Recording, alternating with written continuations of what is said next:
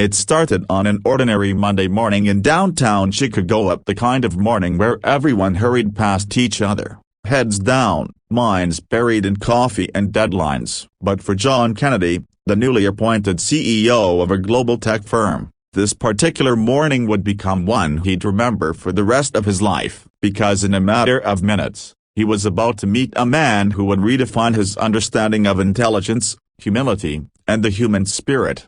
Job had always been known for being observant. That day, as he walked through the company's polished marble lobby, he overheard something that made him stop mid-step. From behind a column near the janitorial supply closet came the faint sound of conversation, affluent, rapid, and astonishingly varied. He paused, realizing the voice was switching seamlessly between languages as Spanish, French, Mandarin, Arabic, and others he couldn't even identify.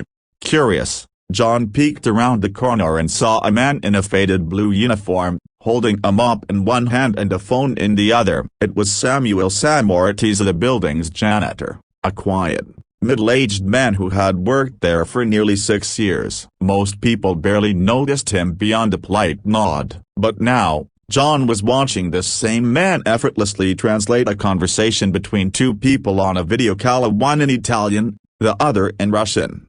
When Sam hung up, John approached, half in disbelief. "Sam," he said, "were you just speaking a broken bar 9 different languages?" Sam smiled shyly, wiping his hands on his uniform. "8 fluently, sir. I'm still working on Japanese." That moment marked the beginning of a story that would soon spread across the country. Intrigued, John invited Sam to his office later that day. Over a cup of coffee, he learned that Sam had once been a linguistics professor in Venezuela. Political instability, economic collapse, and family tragedy had forced him to flee the country. When he arrived in the U.S., his credentials weren't recognized, and his limited English made it impossible to secure academic work. He took the janitorial job just to survive, quietly, humbly, and without complaint. John was stunned. Here was a man of extraordinary intelligence and discipline, working in silence while everyone else ignored his brilliance. That night,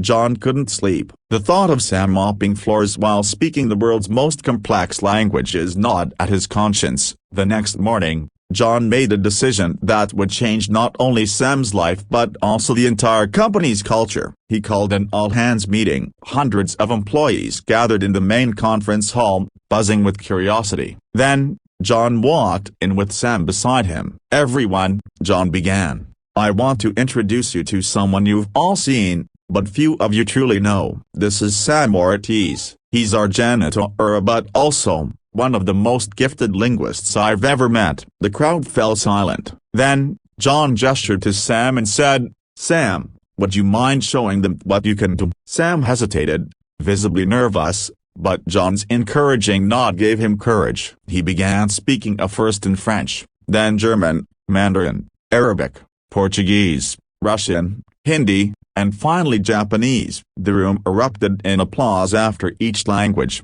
but when Sam ended with the heartfelt English sentence, "I came here to clean floors, but today I feel seen for the first time in years," so many had tears in their eyes. John wasn't done. He turned to the employees and said, "We talk about innovation, diversity, and inclusion every day, but Sam here just showed us what those words truly mean. Talent doesn't always wear a suit or sit at a desk. Sometimes, it carries a mop." That week, John offered Sam a new position, a cultural and language consultant. His job was to help the company navigate international markets and train employees in cross-cultural communication. Within months, Sam became one of the firm's most valuable team members. His story spread across news outlets, inspiring millions. But the most touching moment came a year later. At the company's annual gala, John called Sam on stage again. With the entire hall watching, he handed him a framed certificate. It wasn't just a promotion, it was an honorary recognition from the company for brilliance in humility and humanity. Sam's hands trembled as he held it. "When I came here," he said softly, "I thought my voice was lost. But sometimes, life hides your purpose in unexpected places. Maybe I was meant to be here, not to teach languages, but to remind people that every person you meet has a story worth hearing. The audience rose to their feet, applauding. Many cried, and as John looked at Sam, he realized something profound. True leadership isn't about discovering new talent, it's about recognizing the extraordinary in the ordinary.